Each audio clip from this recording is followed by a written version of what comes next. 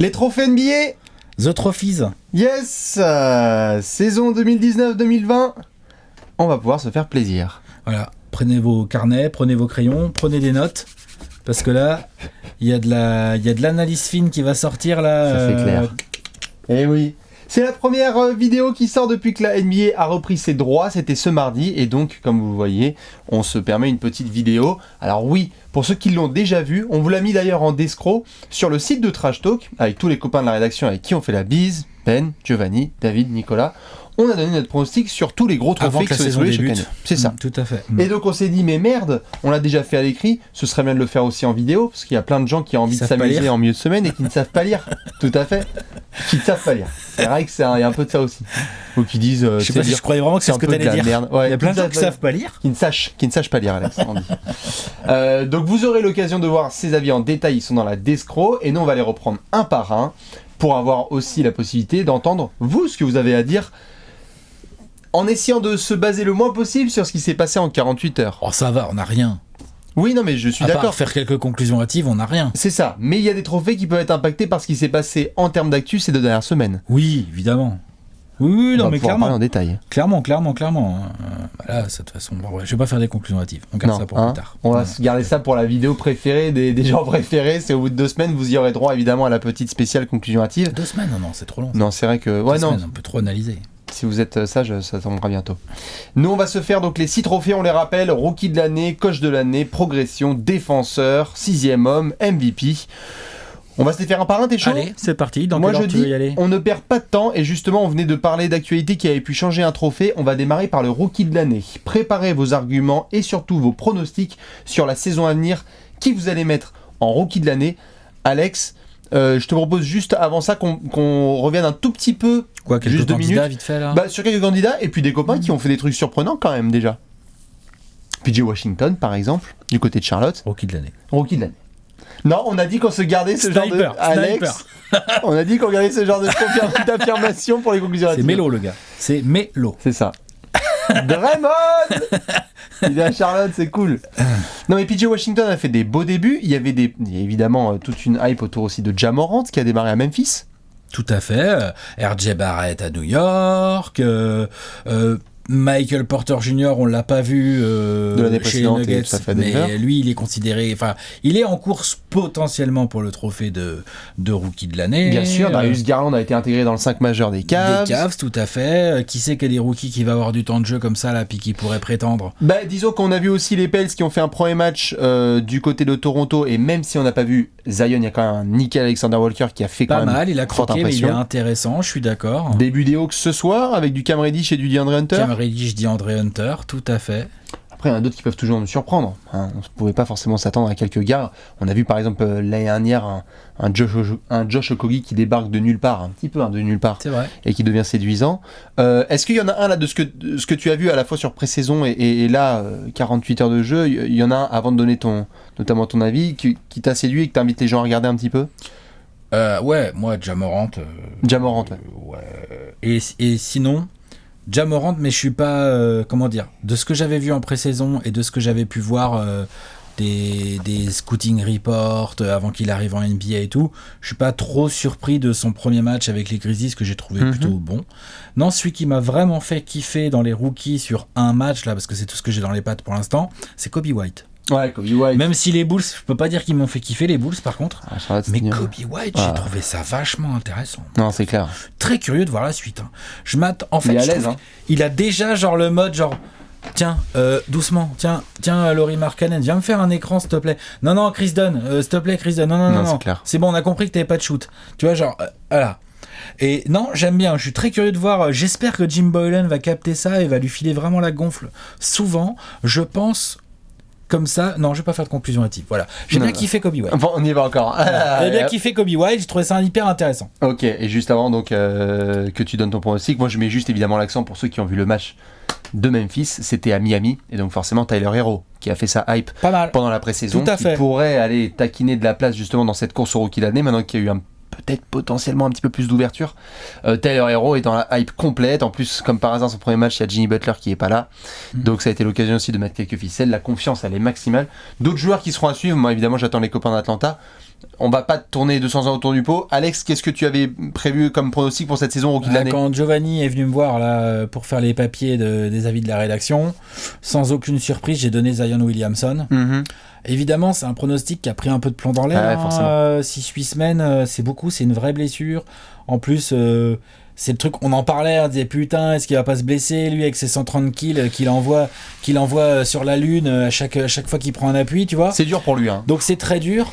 Par contre, moi, sur ce que j'ai vu en NCAA ou ce que j'ai vu en pré-saison, je maintiens que même avec 6 semaines dans la bouche, s'il revient en décembre et qu'il est le joueur que je crois qu'il est, il sera rookie de l'année. Ok. Parce que je pense qu'on a vu les Pélicans sur un match, c'est pareil ça. Mais on n'a pas été surpris de voir ces Pélicans se battre, effectif assez profond. Jrue Holiday, JJ Redick, Lonzo Ball sont 3 joueurs avec des qualités différentes, mais qui les 3 peuvent donner beaucoup d'espace à un Zion si jamais il est sur le terrain. Zion a les qualités athlétiques, c'est absolument évident. Après, il faudrait pas qu'il se reblesse ou quoi. Moi, j'ai trouvé qu'il avait bien plus de toucher que ce qu'on veut dire. Je pense qu'il se bat au rebond. Il a ce côté bestial qui est complètement hallucinant que très peu de joueurs ont. Non, il se détache des autres rookies, clairement.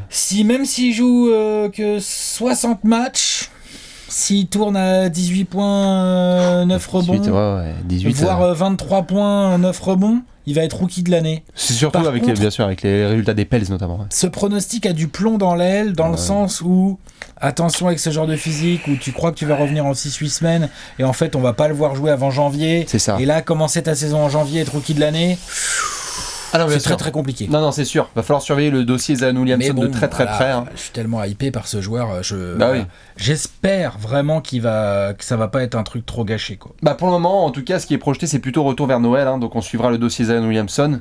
C'est tard déjà. N'hésitez pas aussi à garder en tête potentiellement, même si c'est difficile à concevoir à l'heure actuelle, que les Pels, si en effet ça commence à traîner jusqu'à janvier, t'envisages un shutdown potentiellement, et puis voir ce que ça peut donner en fait quand tu prends 0 risque avec un investissement pareil, je suis d'accord. Et bien, même quand Giovanni est venu me voir et qu'on a fait des pronostics, je n'avais pas mis Zion Williamson, qui était un peu le famous pick qui a été pris par tout le monde, et c'est normal, vu le niveau de domination, comme tu l'as dit, athlétique et technique du joueur. J'étais parti sur RJ Barrett, que j'aime bien du côté des Knicks. Je ne le cache pas, depuis sa draft et même avant, on avait pu échanger sur les réseaux sociaux. Moi, j'avais été très clair comme quoi je le voulais en rookie de l'année. Je pense qu'il va l'être. Alors évidemment, la blessure de Zion, ça va un peu dans ce sens aussi, parce que l'autre, on l'a déjà vu sur son premier match là contre San Antonio, et même en pré-saison, il est dans le 5 majeur de New York. Il a des responsabilités, il a absolument pas peur, il a des tickets de shoot, il les prend sans problème. Donc je pense que la production numérique va être là pour RJ Barrett, avec du point, du rebond, de la passe, quelques explosions offensives qui vont être aussi parfois nuancées avec des matchs un peu foirés, quoi, parce que tu te retrouves face à des gros défenseurs qui te scoutent bien, mais j'aime bien cet alliage production numérique, parce que je crois qu'il va vraiment envoyer du lourd. Hype new-yorkaise, exactement. Et puis là, cette espèce de rivalité gentille, entre deux copains de NCAA, entre RJ Barrett et Zion Williamson. Je vois bien Barrett tenir la barre, comme on dit, et être rookie de l'année sur cette saison 2019-2020. Par contre, oui, la bataille pourrait être serrée. Comme tu l'as dit, il y a du Ja Morant aussi qui va produire. Il va produire statistiquement, le garçon. Ja Morant devrait produire. Ça se trouve, Kobe White, dans le cadre des Bulls, peut produire. Tyler Herro, comme tu l'as très justement fait remarquer, dans son style à lui, mais il peut produire. Tout à fait. Donc... Et puis si PJ Washington joue comme Amare Stoudemire dès son premier match... Non, pas Amare Stoudemire. Non, c'est pas Stoudemire, je te dis. Larry Johnson. Non, c'est Carmelo Anthony, vraiment. C'est Carmelo. Le sniper. Non, c'est un sniper, mais bien sûr, mais... Un 4 qui shoot comme ça, là... Incroyable, futur Hall of Famer, PJ Washington. Dites-nous surtout quels sont vos pronostics sur ce rookie de l'année. Le bilan de l'équipe, ça pèse pas tant que ça en fait c'est sûr. Rookie, on est d'accord. Ouais, ça peut parfois aider, mais généralement on prend la production numérique, quoi. Quand même. Et le côté domination, etc. Ouais. Donc, dites-nous qui vous avez entre tous les favoris. Nous, on enchaîne sur le coach de l'année.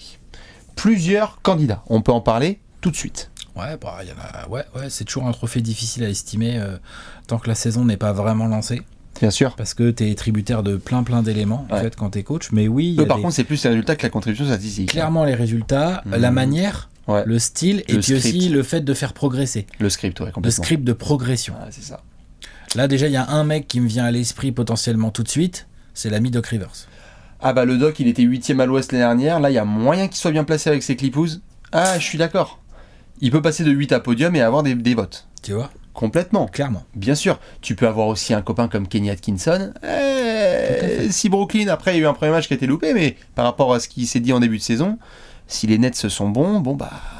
Peut-être que. Non, je suis d'accord. Peut-être que. Brad Stevens, dans l'absolu, vu qu'il l'a jamais eu, ce trophée, tout à fait. Qu'il a été pressenti plein de fois et qu'il l'a jamais eu, s'il arrive à faire jouer ces Celtics-là, et que ça donne des résultats sur la saison avec un peu de manière, un Walker, Tatum, Jalen Brown, tout ça qui s'entendent bien, il peut tout à fait rentrer dans la course. Avec Spoelstra ? Ouais, pourquoi pas. Ces équipes qui vont être 3, 4, 5, 6, à l'Est comme à l'Ouest. Faut pas être trop... franchement, historiquement, coach de l'année... faut être bien séparé. Faut quand même être pas trop bas. Ouais. C'est pour ça que se dégagent notamment 2 hommes. Je pense qu'on peut en parler parce que si j'ai bien lu sur le site de Trash Talk, nous ne sommes pas d'accord. Non. Et on est parti sur deux monsieur différents. Et sur qui, toi ? Je suis sur monsieur Quinn Snyder. Et toi ? Je suis sur monsieur Mike Malone. Full division Nord-Ouest. Ah, n'empêche. Alors, c'est intéressant parce que tu venais de dire justement, il y a le côté script notamment et progression. Denver peut faire encore mieux que l'année dernière ? Non. Par contre, s'ils font encore aussi bien, franchement, Mike Malone, il est client direct dans le sens où comme il l'a pas eu l'année dernière, dans le rétro, il l'a pas eu l'année dernière. Si Denver se remet à genre en 53, entre 53 et plus win. Et plus win, et qui sont donc premier, deuxième, maximum troisième de l'Ouest, bah faudra bien à un moment donné dire putain Mike Malone, parce que tout le monde a dit ouais la conférence Ouest elle est loaded maintenant et tout. Denver ils sont dans la continuité, ils ont comme on l'a fait dans la preview, ils n'ont pas beaucoup changé l'effectif, ils sont vraiment sur des petites touches et tout. Là dès le premier soir on l'a vu la nuit dernière, bah les mecs qu'est-ce qu'ils font, ils vont gagner à Portland. Je rappelle que gagner à Portland c'est pas du tout c'est pas une promenade de santé quoi. Et les doigts de Mike Malone sur tout le match quoi. Genre, exactement. Rotation. Il a extrêmement bien coaché, tu sens que son effectif est prêt, il a beaucoup d'options dans les mains. Donc oui, pour moi, Mike Malone, là, comme ça, là, en tout début de saison, c'est mon favori pour le coach de l'année, parce que je pense qu'il a montré l'année dernière des choses, et s'il coach aussi bien que l'année dernière, il peut peut-être faire mieux, ou au moins aussi bien, et s'il fait aussi bien, bah, il aura des voix. C'est sûr qu'il sera invité en tout cas au dîner des NBA Awards, quoi. S'il fait aussi bien. Et donc après, s'il finit premier, ben, ce ne sera pas étonnant en effet. Moi j'ai mis l'ami Quinn Snyder, d'ailleurs très hâte évidemment de voir les matchs, il y en aura 4 normalement entre Denver et Utah. Ce sera des belles confrontations, on aura l'occasion de s'envoyer des petits textos genre N'empêche que c'est pareil, Utah, faire tellement mieux, ça va pas être si simple, c'est plus facile que Denver. Non c'est sûr, mais voilà, il y a un peu plus de facilité parce que... il y a plus de marge. Il y a plus de marge, et puis... ça a été backé par l'été qu'on connaît. Toutes les questions qui ont été posées autour du Utah, c'est cette équipe du Utah est-elle la meilleure depuis même nous on en a parlé depuis Carlos Boozer, Deron Williams ou Stockton et Malone. Si le Jazz se pointe avec l'avantage du terrain, voire le podium de l'Ouest, parce qu'ils sont sacrément canons et que l'effectif est bien organisé autour de Donovan Mitchell et qu'il y a un garçon qui dit All-Star, Snyder, à mon avis, il va recevoir des gigabots. Il est clair et net que la régularité du Jazz empêche pour le moment ce côté explosion inattendue, c'est sûr. Comme par exemple on a eu avec Budenholzer où il se ramène à Milwaukee et puis tout d'un coup les mecs deviennent des fous. Mais s'il devait y avoir un peu une sorte d'outsider, là tu parlais de Doc Rivers, mais s'il y avait un petit peu un inconnu, quelqu'un qui débarquait un petit peu de nulle part et qui fait une sorte de Doc Rivers la dernière, c'est-à-dire on ne s'y attend pas, mais on sent bien là sur les premiers matchs, sur l'ambiance de groupe, sur les premières rencontres. Dans ce cas-là, il faudrait que ça soit la surprise, tu vois, d'un mec d'une petite équipe. C'est ça. Luke Walton avec les Rick Carlisle. Rick Carlisle, il est connu, mais oui. Non mais je veux dire pas là. Rick Carlisle dans le sens où les pronostics sont explosés parce que Dallas est en play-off et que Luka et Porzingis bien. James Borrego, on va attendre un peu. Hein. Non, on va attendre un peu. Qui c'est que Monty Williams, franchement, il y a du taf. Non, c'est sûr. T'as l'impression que c'est un peu plus à l'ouest. Dwayne Casey avec les Pistons. Tu vois, ce genre de plan là. Un peu, ouais. Non, c'est pas simple. Pour moi, il y a quand même des gros favoris qui ont les effectifs, qui ont les armes pour faire les résultats et des résultats qui vont les positionner dans des places où ils vont avoir plein de votes, quoi. Doc Rivers, Mike Malone, Quinn Snyder, pourquoi pas Kenny Atkinson. Pour moi, c'est un quatuor quand même, ça. Il va sérieux. dur à chercher, on est d'accord. Il y a un homme dont on n'a absolument pas parlé. C'est normal, il a un peu été critiqué sur son premier match, mais Dieu sait s'il va être exposé. Frank Vogel. Qu'est-ce qui se passe si les Lakers, en fait, ils se mettent gentiment en route, ils étaient pas en play l'année dernière, et là, avec LeBron AD et ça se goupille. Arrête, Alex. Ça se goupille bien. Non, mais Jason Kidd peut peut-être être candidat au coach de l'année. C'est Lionel Rollins, le coach des Lakers. Non, mais n'empêche, Frank Vogel, si ça se met gentiment en route, après le premier match qu'on a connu contre les Clippers, et que tu te retrouves avec des Lakers, comme on l'a projeté, top 5, top 4 à l'Ouest, après ne pas avoir été en play-off. Non, faut plus que ça. Je pense aussi qu'il faut plus que ça, et puis que la plupart du cash va être donné à LeBron AD. Et c'est ça le truc, en fait. Le problème qu'il a, c'est que je pense qu'il est le coach qui, s'il y a des bons résultats dans l'équipe, ça va s'extasier d'abord sur LeBron et AD, voire sur du Danny Green ou du jeune Avery Bradley ou quoi. Et lui, il va être le dernier mec auquel on va penser pour donner du crédit aux résultats. Bien joué, Tocard. Ouais. Comment il s'appelle déjà le coach, tu vois, genre voilà. J'exagère un peu, mais j'arrive pas à le voir dans cette course. Mais peut-être. Pourquoi pas. Dans tous les cas, tu es parti sur Mike Malone, coach de l'année 2019-2020. Je suis parti sur Quinn Snyder. Dites-nous qui vous voyez en coach de l'année. Nous, on enchaîne avec le 3e trophée. On a fait donc rookie, coach et maintenant Defensive Player of the Year. On sort le verrou. Défenseur de l'année. Beaucoup, comme chaque année, de candidats. Il y en a plein. Parce qu'il y a des mecs qui, quand on revoit encore les critères, sont très très bons dans des très bonnes équipes défensives. En fait, le défenseur de l'année, t'as raison, il n'est pas facile à jauger. Oh putain, c'est dur. Parce que statistiquement, pour le coup, c'est le trophée où les stats mentent le plus.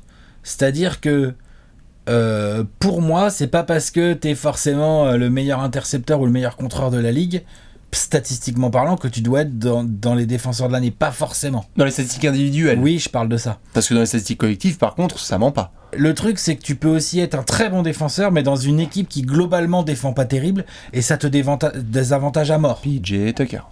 Par exemple. Non mais, et encore, les Houston a montré de temps en temps qu'ils étaient capables de défendre. Oui, mais lui est censé faire plusieurs All-NBA Defensive Team, no disrespect, depuis des saisons, il le fait pas parce que... Je sais pas, Patrick Beverley, faut voir comment les Clippers... Je dis pas que les Clippers vont pas bien défendre. L'année dernière, les Clippers, c'était pas du tout une équipe défensive. Ils avaient une pace de ouf et tout. Donc du coup, Patrick Beverley n'est jamais cité dans les trophées de défenseur de l'année. Bien sûr. Alors que c'est un défenseur hallucinant, Patrick Beverley. C'est ça que je veux dire. Bien sûr, on est d'accord. Mais donc du coup, sur les favoris qui tombent, quand on est sur ces critères-là, on a évidemment du Rudy Gobert.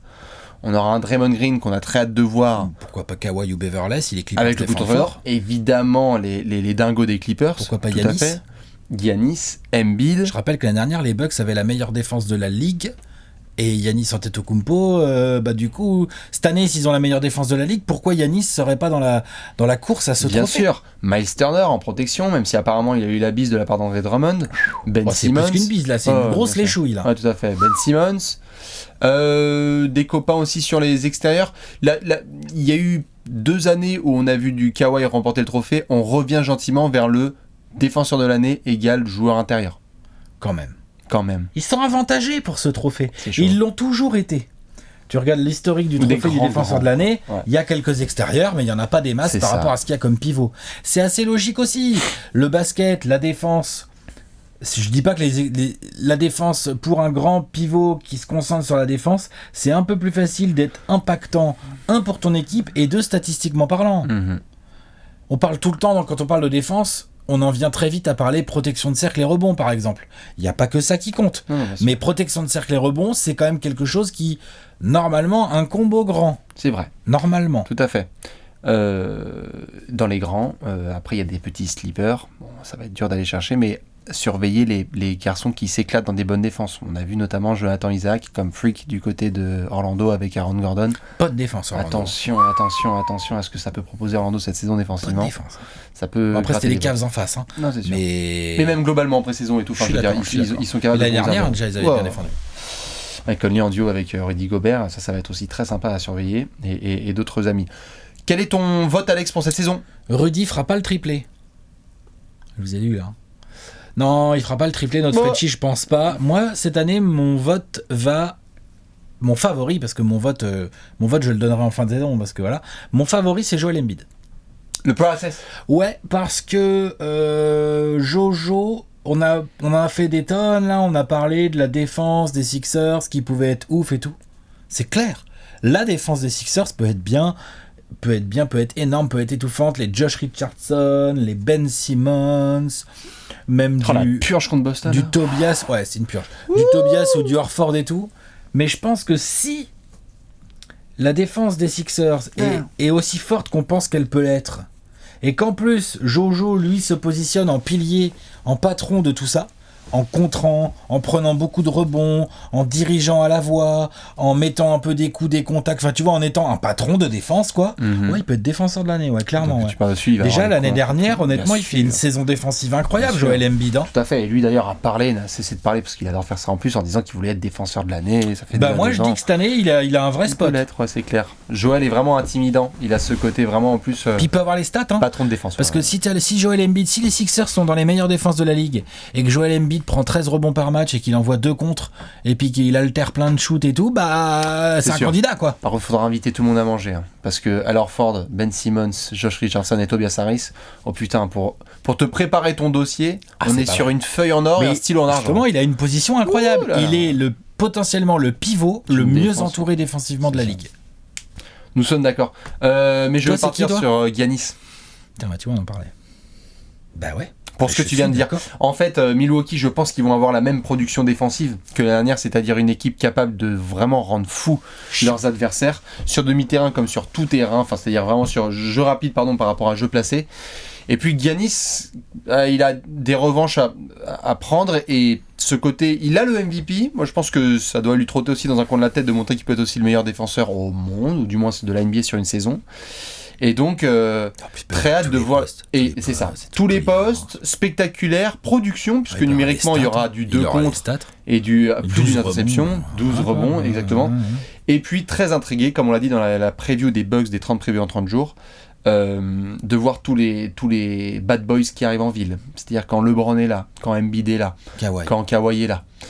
Là, à mon avis, Giannis, il va être le premier à dire, mais donnez-moi cette match-up, je vous en supplie, je veux me le bouffer. Quand Kelly Oubre passe en ville. Quand DeAndre Hunter passe en ville. Voilà. Les vieux fanboys.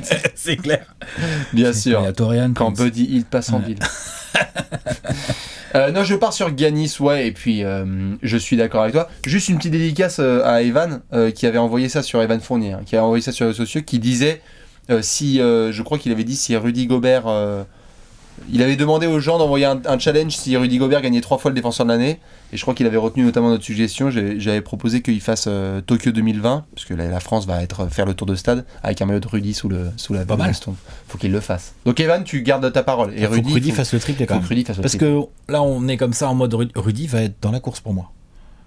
Utah va bien défendre et Rudy va faire les stats. Rudy va encore être le patron d'une énorme défense cette année. Donc on a bien c'est ça, on a bien un pivot français qui peut être 3 fois de suite défenseur de l'année potentiellement. Pour moi, il va être dans la course. Je serais pas surpris qu'il ait pas mal de votes. Oui, non, je le dis juste parce qu'il y a des gens qui prennent ça pour acquis. Donc non, c'est qu'on a un pivot français qui va, à mon avis, encore une fois, être le leader de l'une des toutes meilleures défenses de la ligue. C'est ça. Clairement. On est d'accord. Joel Embiid pour Alex. Giannis Antetokounmpo pour Bibi. Dites-nous qui vous voyez en défenseur de l'année. Maintenant, on va aller sur le banc, car nous allons parler des remplaçants. 6e homme de la saison 2019-2020. C'est simple, hein, on rappelle les critères. On est dans une équipe qui gagne. Oui. On est sur un temps de jeu assez conséquent en sortie de banc. Oui. Et on get buckets, beaucoup. Et on score, pas de 6 points, 7 rebonds. L'impact est évident, quoi. Ouais. Et là, il y a du monde. Ouais, il y a beaucoup de joueurs. Parce que dans toutes les bonnes équipes, il y a de bons remplaçants. Bah, tu vois, on était en train de parler de Utah, là, avec Rudy. Bah, Joe Ingles, s'il fait la saison en 6e homme en fonction de sa production et des résultats de Utah, c'est un candidat direct. Hein. Bien sûr. T'es d'accord ? Ah ben, complètement. Clairement. Bien sûr. À Houston, ils vont voir aussi ce que ça va donner avec certains qui viennent en sortie de banc. Et le truc, c'est qu'Eric Gordon, a priori, va être pas mal utilisé titulaire. Sinon, lui, c'est un candidat naturel au 6e homme. Mais s'il est trop titulaire... Peut-être un mec qui sort des fagots et qui nous explose le système Mike D'Antoni, tu vois, on sait jamais. Non, mais bien sûr. On sait jamais. Après, on sait toujours qu'il y a des copains aussi qui sortent du banc des Spurs, qui peuvent faire le boulot. Le petit Enes Kanter, bon là, il a été titulaire contre Joel Embiid sur le premier match, mais il peut peut-être être redécalé en sortie de banc, ou sinon ça va être Marcus Smart. Tu en parlais ? Ouais, carrément. Marcus Smart a le profil. Spencer Dinwiddie aussi. Spencer Dinwiddie, totalement du côté de Brooklyn. C'est un bon profil, ça. Bah, Kobe White. Hein. Faut voir comment ça... Kobe White, tout à fait. Après, faut gagner plus de matchs peut-être que ce que les Bulls vont faire. C'est ça. Faut voir. Mais oui, Kobe White, après, pour moi... Bref. Kobe White, il peut aussi, en fonction de comment évolue la saison des Bulls, il peut aussi avoir pas mal de spots de titu. Tout à fait. Parce que c'est une équipe jeune et tout. Pour moi, les Bulls n'ont pas le profil d'équipe qui produit le 6e homme de l'année cette année. Mais après, Kobe White, oui, non, pourquoi pas. Il a un profil, en tout cas, il a un profil de jeu à la 6e homme. C'est ça. Ça, je suis d'accord. Derrick Rose avec les Pistons. Derrick Rose avec les Pistons ou Luke Kennard, s'il a prévu de tourner à 30 pions de moyenne. En sortie de banc, c'est clair. Mais Derrick Rose, c'était pas mal. N'importe qui sort de cette espèce de backcourt de Miami, parce que j'ai l'impression qu'il y a du Justice Winslow, Jimmy Butler, enfin Goran Dragic, on va surveiller aussi le profil, mais il y a quelqu'un de ce groupe-là qui va sortir du banc et qui pourrait produire très rapidement du côté de South Beach. Ouais, et après, dans les hauteurs de l'Ouest, bon, évidemment, voilà, on l'a dit, Denver, les copains qui sont pas dans le 5, donc à voir si Jeremy Grant fait une... Ouais, je sais pas s'il y a la production titré là-dedans. Bah, tu vois, je vois plus un profil à la Bojan Bogdanovic aux Kings. Tout à fait. Ça, c'est un profil de mec qui, si la saison des Kings se goupille bien et que lui, il est à 14 ou 16 points par match en sortie de banc, il a la gueule d'un 6e homme de l'année. Ah, je suis direct, d'accord. Tu vois, j'aime bien ce genre de profil. Voilà, c'est un peu c'est un peu les profils classiques de 6e homme de l'année. Ils sont un peu là, quoi. C'est energizer, booster de sortie de banc, quoi. Tout à fait. Et d'ailleurs, à ce propos, on l'a vu, parce qu'il a fait un très gros match, il aurait pu être candidat 6e homme de l'année, mais vu ce qu'il a montré, il y a moyen qu'il reste dans le 5 majeur. Fred VanVleet. Fred VanVleet avait un profil de 6e homme, vraiment. On était en train de se faire la prévue des Raptors, on se disait, Kyle Lowry, Norman Powell, je crois qu'on avait mis dans le truc. Et vu les ajustements faits par Nick Nurse, il y a moyen qu'on ait le père de 13 enfants dans le 5 majeur des Raptors pendant la saison. Et puis l'autre, quand il joue comme Steph Curry, c'est un peu compliqué. C'est ça. Alex, non, je suis d'accord. Ton vote pour le 6e homme de l'année? Mon favori cette année, c'est Marcus Smart. Il scorera certainement un peu moins que d'autres 6e hommes, parce que c'est moins sa spécialité. Ouais. Mais je pense qu'il va être beaucoup 6e homme, avec un vrai temps de jeu. Et si ça se passe bien pour lui, avec le mouvement de balle de Boston et tout, il peut quand même tourner à 11 ou 12 points par match. Un Marcus Smart à 11 ou 12 points par match, un peu plus si affinité, pourquoi pas, mais c'est plutôt ce genre de régime-là. Et avec 4 rebonds, 4 passes, ou un truc comme ça, quoi. De l'interception, du gros taf défensif, du passage en force provoqué. À chaque fois qu'il rentre, on fait « Ah !» Même s'il score pas tout de suite, c'est « Ah, ça fait du bien !» Non, Boston joue vraiment bien. Tu vois, genre, bam, tu sais, l'impact player, quoi. Dans une équipe de Boston qui pourrait développer du jeu et donc se mettre à gagner des matchs, même si là sur le premier match, je les ai trouvés extrêmement crades, mais ça c'était qu'un premier match. Il a le profil d'un mec qui peut être 6e homme de l'année, ouais. Monsieur Marcus Smart. J'adore son impact en sortie de banc, en fait. C'est clair que ça dépasse les chiffres, et malheureusement pour le 6e homme, on regarde souvent les chiffres. C'est vrai. C'est ce qui compte un peu pour lui. Quelque part, moi aussi, j'ai pour mon favori une espèce de pénalité. Je prends Lou Williams, tenant du titre. Je le vois 6e homme de l'année à nouveau. Souvent, les votants aiment bien prendre quelqu'un de nouveau, de frais, qui apporte quelque chose d'excitant, qui n'était pas prévu, donc à surveiller. J'aime beaucoup notamment le pick Spencer Dinwiddie, en effet, pas mal, très intéressant à surveiller du côté de Brooklyn. Mais bon, Lou Williams, c'est un faux remplaçant. Il va avoir plus de 30 minutes de jeu en sortie de banc. Il va finir tous les matchs quasiment. Il va finir tous les matchs, il est clutch, il est fondamental dans la création d'une... Enfin, il coche et Montrezl? Oh là là. Montrezl, on l'a même pas cité. Non, c'est normal parce qu'on avait réservé la case aux Clippers, mais c'est évidemment le duo Lou Williams-Montrezl. Je garde quand même...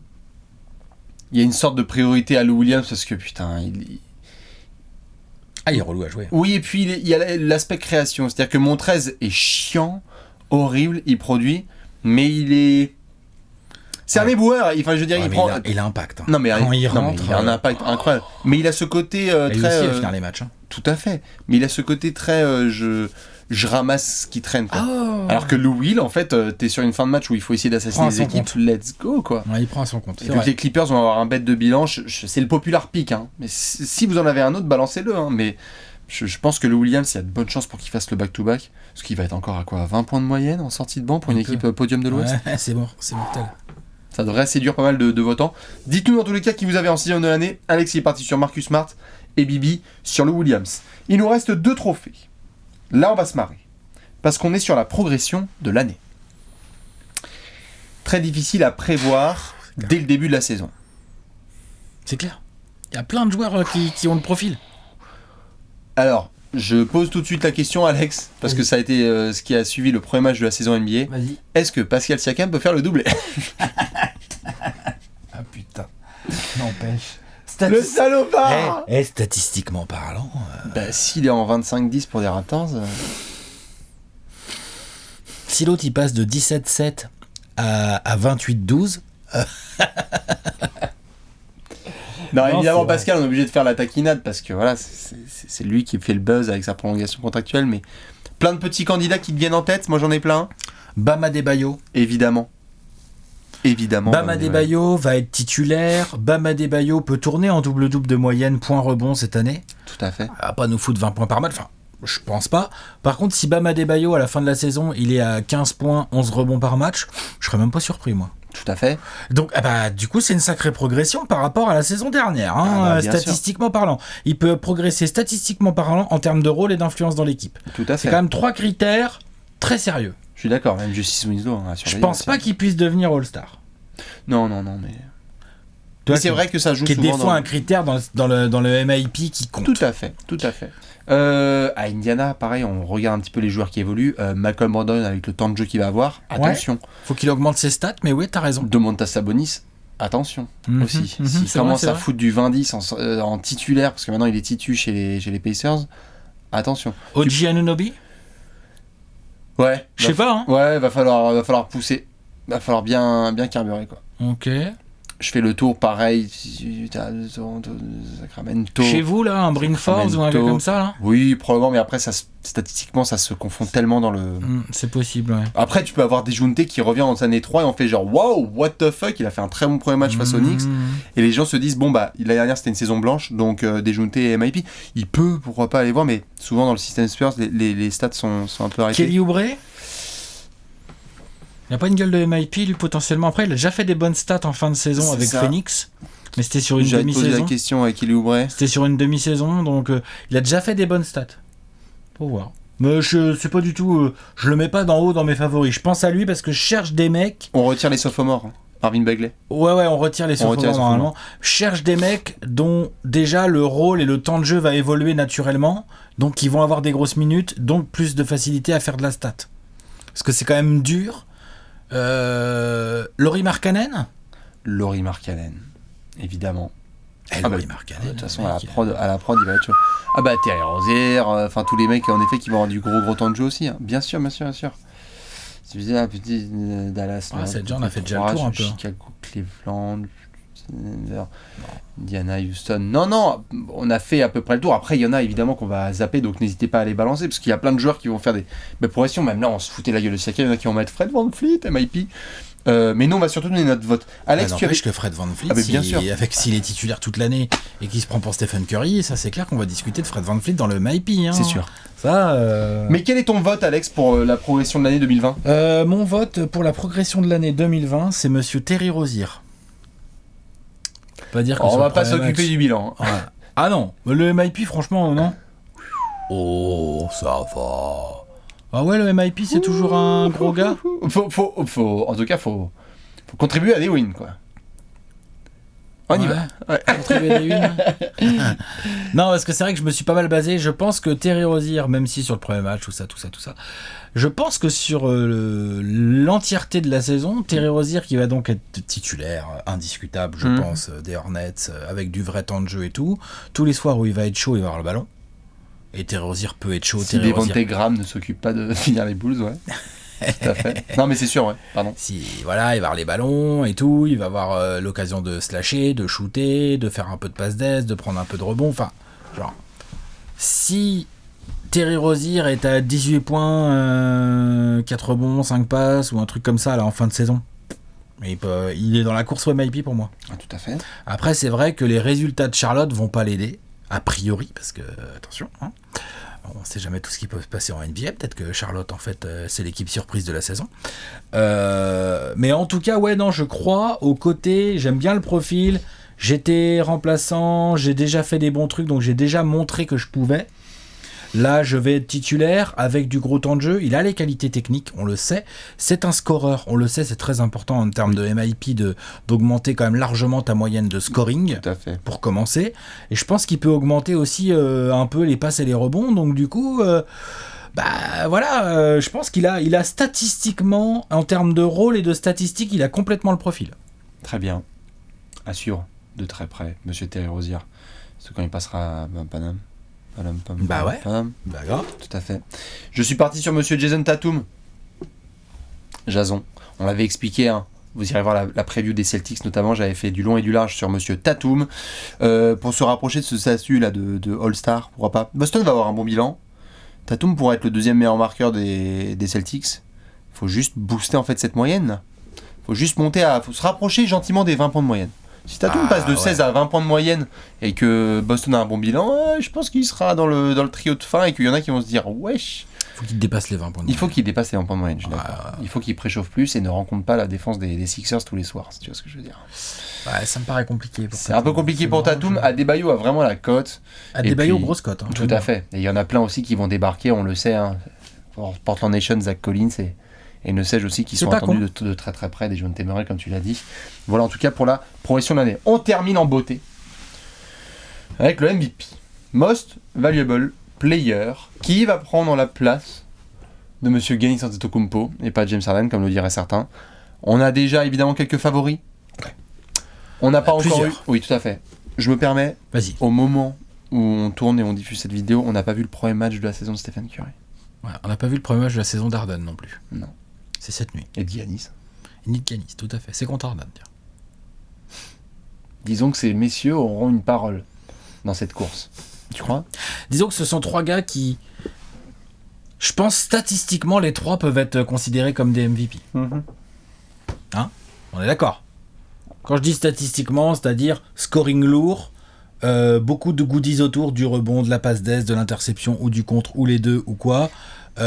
Porter l'équipe régulièrement, être franchise player et ainsi de suite. Ils ont le profil, déjà, ces trois mecs. LeBron ou AD ? Ouais. Ça avait un peu une intonation d'affirmation ce que j'ai dit, mais j'ai l'impression que c'était plus une question. LeBron ou AD ? Voilà. LeBron et AD ? Trop tôt pour le dire, très compliqué d'avoir deux candidats MVP dans la même équipe. AD. Donc du coup, j'aurais plus tendance à citer AD aussi, mais attention à pas une attention à l'autre là. Tu veux dire le premier match là, pas terrible. Le dégarni du crâne ? Ouais, celui-là là. Ouais. Attention, voilà, faut voir comment ça se goupille la saison des Lakers, mais je sais pas s'il y a un MVP aux Lakers. Je citerais presque plus Anthony Davis dans le Deep Boy, tu vois, on l'a pas cité dans le Deep Boy. Ah oui, tout complètement. Limite, on aurait peut-être dû plus le citer là-bas. Oui, tu vois. Bien sûr. Mais peut-être, hein. Faut voir après la saison, mais là MVP par contre, on est formel, hein. Faut des résultats. Oui. MVP pas sur le podium de ta conférence, franchement. Faut avoir fait une saison en triple-double de moyenne. Voilà, c'est ça. C'est compliqué. C'est très compliqué. Ils se sont affrontés aussi, Damian Lillard, Nikola Jokic. Ouais. Un peu un cran en dessous, mais ils sont là. Un cran en dessous. Attention à Jokic. Attention à Jokic, attention à Lillard aussi. Lillard fait des stats de MVP depuis quoi, 2 ans maintenant ? Ouais, mais ça, il faut que Portland soit podium à l'ouest. Mais voilà, ils l'étaient l'année dernière. Il faut que Portland soit grave podium à l'ouest. Voilà, il faut qu'il y ait des énormes matchs, il faut qu'il y ait des énormes perfs. Enfin, tu vois, faut que ça soit sale, quoi. Faut que ça soit très, très, très, très sale. Est-ce que Kyrie Irving peut être considéré là-dedans ? Non. S'il met 50 points par soir. S'il met 50. Si on rencontre les Wolves tous les jours et que c'est son premier match en carrière. Est-ce que si Toronto cartonne de ouf, est-ce qu'en fait Pascal Siakam. Non, il va faire une All-NBA team, mais c'est pas un candidat MVP. Stop it. Là, je peux faire des petites trolls quand même. Oui, tu as le droit. Non, après. Après, encore une fois, c'est le mec qui carbure. En effet, dans une équipe qui cartonne, donc. Je mets un cran en dessous de Donovan Mitchell, je mets un cran en dessous de Nikola Jokic, je mets un cran en dessous Damian Lillard, parce qu'il y a des mecs qui vont être vraiment un ou deux de leur conf, et voilà, ils vont faire de la statistique et de la domination individuelle des deux côtés du terrain. Violent, très violent. L'année dernière, James Harden est toute l'année dans la course au MVP, alors qu'il est que 4e de conf au final. Hein. Tout à fait. Est-ce qu'il y a quelqu'un qui va être en 37-7-7-7-7 C'est ça, quoi. Ça va être compliqué. Quel est ton pick, Alex, pour le MVP de la saison 2019-2020 ? Kawhi Leonard. Kawhi. This is my city. Ouais. Moi, j'y crois. Tu crois à quoi ? Déjà, il l'a pas dans l'armoire, celui-là. Ouais. Donc ça peut l'intéresser, le Kawhi. On sait que le Kawhi, quand il se met des objectifs, il aime bien les tenir. Il l'a pas dit je vais être MVP. Hein. Enfin, moi, je l'ai pas entendu dire ça, en tout cas. Attention s'il l'est, hein. Je crois qu'il y a que Hakim et Jordan qui font comme lui. Qui font quoi? MVP des finales, défenseur de l'année. Quoi, tu veux dire en carrière? Ouais. Tim Duncan, il n'a jamais été défenseur de l'année, lui. Oh. Je crois que c'est que Hakim et Jordan. Ouais, c'est possible, il n'y a que Hakim et Jordan, c'est tout à fait possible. Vas-y, il l'a pas en ta carrière, ouais. Les Clippers, on en a parlé, on les met dans quasiment chaque trophée, il y a un membre des Clippers. Si ils sont vraiment, comme on peut le penser, en haut de la conférence Ouest, voire premier ou deuxième, tu vois, voire bien, quoi.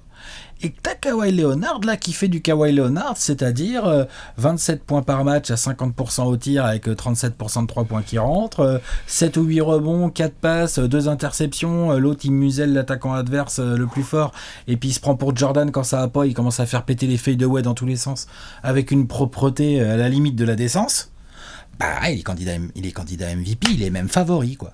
Bah ouais. C'est ton favori? Ouais, c'est mon favori, parce que alors statistiquement parlant pur, je pense qu'effectivement on va avoir peut-être des Harden ou des Giannis. Curry ou des Giannis avec des lignes plus sales.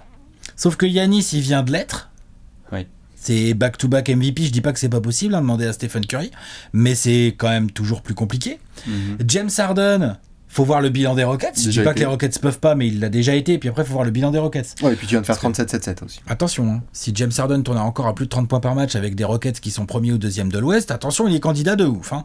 Mais j'aime bien le cas Leonard parce que je pense que avec en fait, ce qui me pousse à dire ça, c'est le côté Paul George n'est pas là sur ce début de saison. Il y a eu les annonces là, non, il n'y aura pas de load management en début de saison sur Kawhi Leonard, il n'y a pas de limitation de minutes. Ça, c'est une très mauvaise nouvelle pour NBA. Il va jouer des back-to-back et tout le bordel. L'autre, il commence son premier match en mode, il prend la parole devant le public du Staples Center. Hey. Voilà, il est un peu nulos, c'est tout. Par contre, derrière, sur le terrain, c'est incroyable. Bah, c'est meilleurs joueurs. Il y a Anthony Davis, LeBron James et Kawhi Leonard sur un terrain. En tout cas, sur ce match, le premier qu'on a vu, c'était clairement lui le meilleur. Moi, je dis juste pour ceux qui me traiteront de conclusion hâtive, là, j'avais fait ce pronostic Kawhi Leonard avant ce match. Mais ce match me conforte dans cette espèce d'état d'esprit là, que t'as le lead, Alex. Hein. Kawhi Leonard, lui aussi, il a un petit côté mission, en fait. Sur la régulière. Mais lui, attention. Hein. Et donc, si Paul George manque une dizaine de matchs, et que quand Paul George revient, Kawhi, il est déjà à 30 points par match, en fait, à 50%. Les Clippers sont top 3 à l'Ouest. C'est pas Paul George qui va peut-être ça fera baisser un peu la moyenne au scoring de Kawhi. Ok, mais... Il y a un côté de domination, ouais. Il y a un côté... Kawhi peut take over n'importe quel match et être le meilleur joueur au monde. Le patron dominant de l'une des meilleures équipes de l'Ouest cette année est clairement candidat au MVP. Clairement. Je ne l'ai pas dans mon armoire, j'ai envie de la revoir. Ce que je pose juste comme question, c'est donc... Faut 70 matchs. Alors, oui... Pas de load management comme 70 matchs minimum. Oui, ça à mon avis ça va le faire parce qu'on a vu la commission. Mais donc on part bien sur un scénario dans lequel LeBron James et Anthony Davis sont dans la même ville que Kawhi Leonard et c'est Kawhi Leonard qui a mis pile sur régulière. Tout à fait, j'aime beaucoup ce scénario et je pense que c'est un scénario qui doit beaucoup plaire à Kawhi et à son entourage. Et je pense qu'intérieurement, ou quand il rentre chez lui le soir, il nous fait son petit rire en disant ah ça va être bien, ça va être marrant. Donc il est capable, il est très spécial comme joueur et je pense qu'il a le profil pour faire péter une espèce de régulière de mutant là. Une régulière de mutant avec une équipe au top de la ligue. Donc candidat MVP. Je suis bien d'accord. T'as qui ? Monsieur Joel Embiid. Mon Dipoy. Oui. Mon MVP. Hein ? Mon MVP. Ouais. Joel, qui ne m'a pas rassuré évidemment sur son premier match face aux Celtics, mais bon, je le laisse. Il préchauffe.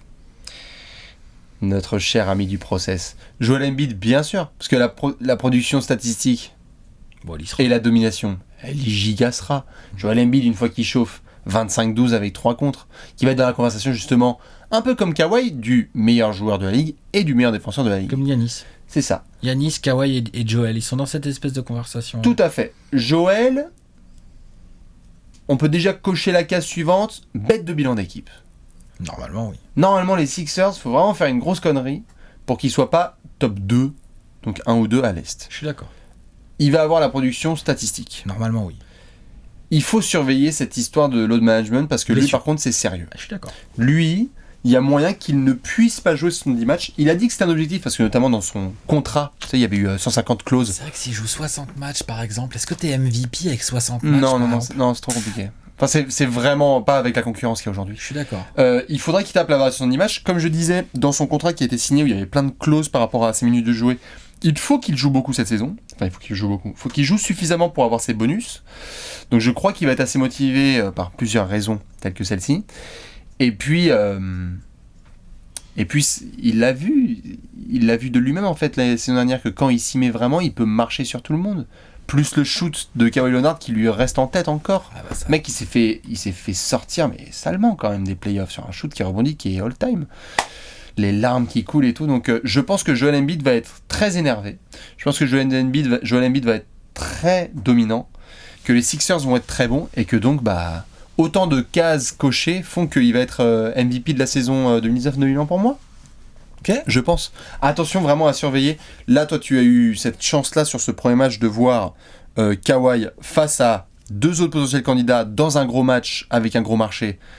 Donc Après, ce n'était qu'un match. Tout à fait, mais ce sont des jetons dans la tête des votants. Il faudra surveiller les Kawhi contre Giannis, Kawhi contre machin. Et les Embiid contre Rudy Gobert. C'est que là, les Embiid contre Jokic. C'est que j'ai pas encore eu pour le moment. Bon, Embiid, j'aime bien Enes Kanter, etc. Et Embiid n'a pas été très très dominant contre Boston, mais j'ai hâte de voir le premier gros. Ok, bon, Embiid, on y va. On joue Houston, 44-18. Tu vois comment il a sali Capella, quoi. Tu vois. Voilà. Ce genre de discours-là. Quoi. Ce genre de choses. Ou Karl Anthony Towns, next. Ou alors, genre, on va le petit back-to-back à Los Angeles, Clippers-Lakers, je veux qu'il écrabouille ça. Quoi. C'est ça. 13 victoires de suite en janvier, et un Joel joueur du mois, mais genre... Voilà. Difficile d'aller contre lui, quoi. Dites-nous qui vous avez en MVP de cette saison. On va se faire un petit récap. Allez.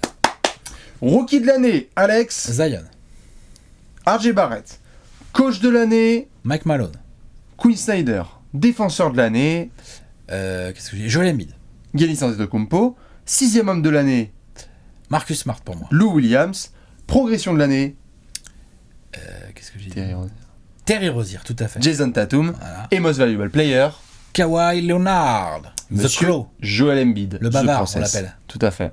Fun guy. Ouais, the fun guy bavard. Surtout, ce qu'on va vous proposer, c'est de balancer immédiatement vos pronostics. Certains l'ont fait sur les réseaux sociaux quand on a posé la question, mais ce qui peut être assez intéressant, c'est justement de revenir sur cette vidéo en avril, quand la saison régulière sera terminée, de se dire « Putain, mais c'est incroyable, pourquoi est-ce que j'ai pas mis Terry Rozier dans les futurs Hall of Famer ?»